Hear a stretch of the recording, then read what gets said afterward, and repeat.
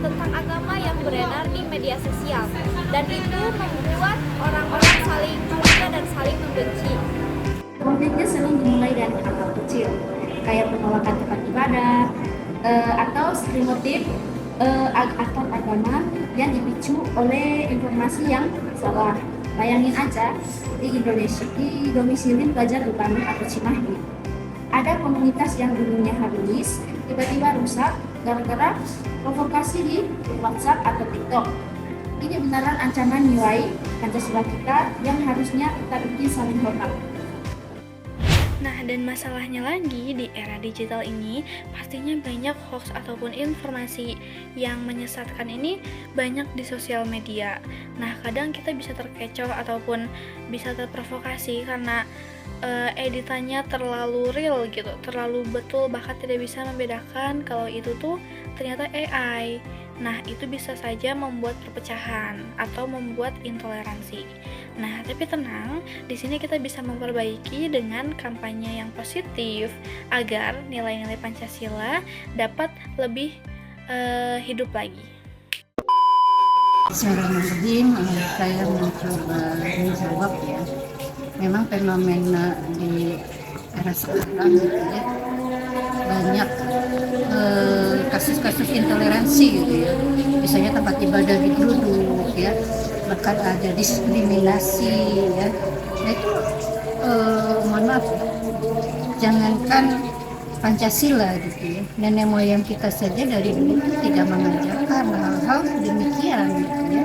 Nah, sekarang strateginya bagaimana ya? Ya, saya sebenarnya sangat bersyukur ya bahwa Pancasila itu dari mulai, sebenarnya profil Pancasila itu dari mulai PAUD sampai perguruan tinggi itu sudah ada. Bahkan kan di perguruan tinggi juga ada mata kuliahnya ya.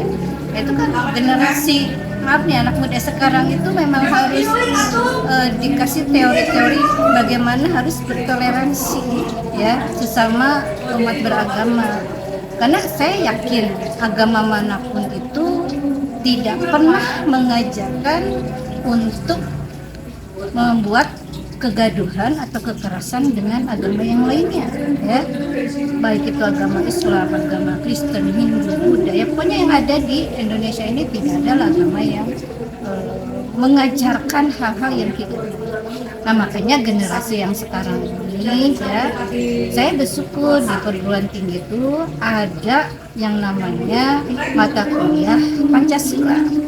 Supaya apa? Ya generasi itu bisa lebih memahami gitu ya.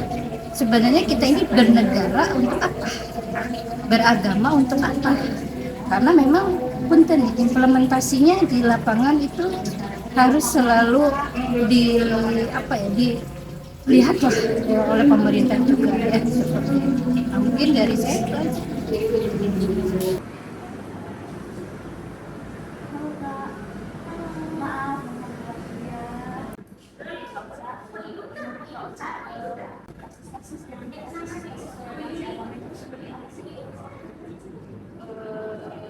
Yang sekarang ini ya,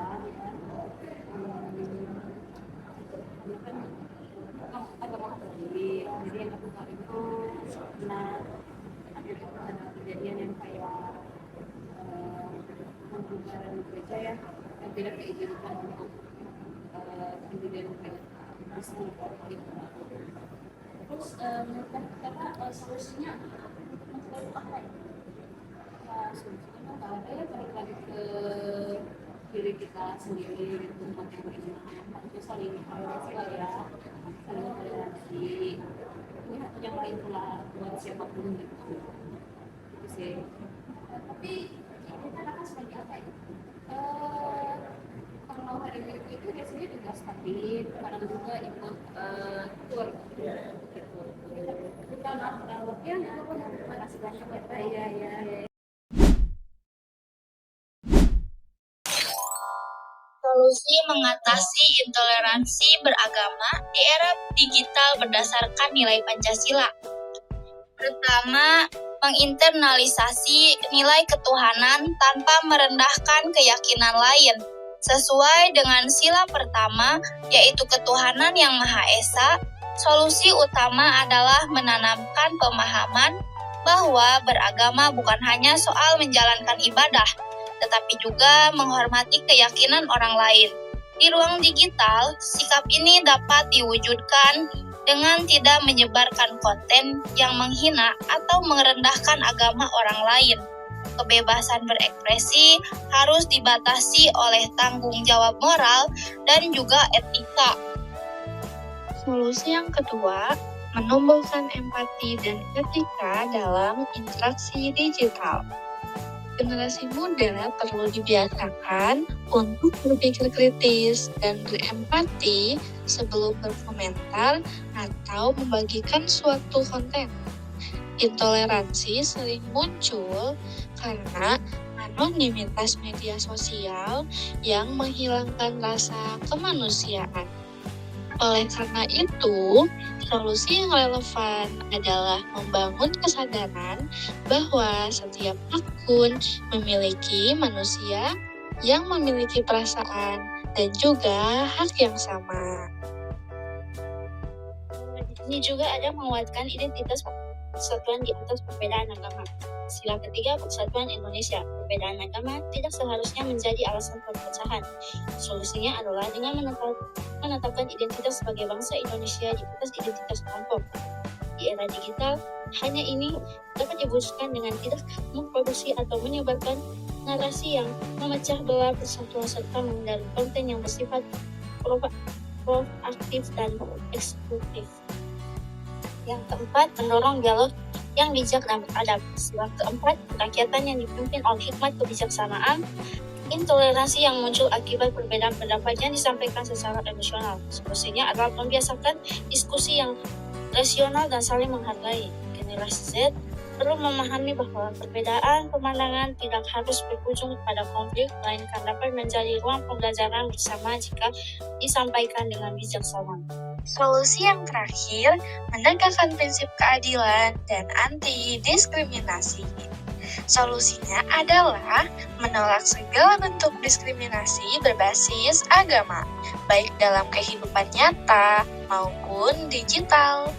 Hal ini dapat dilakukan dengan tidak membenarkan stereotip, ujaran kebencian, dan penyebaran hoaks yang merugikan kelompok tertentu.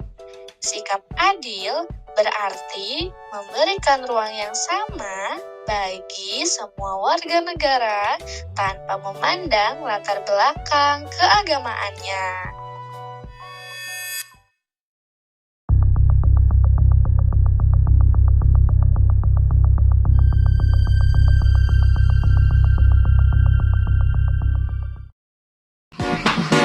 This is Dr.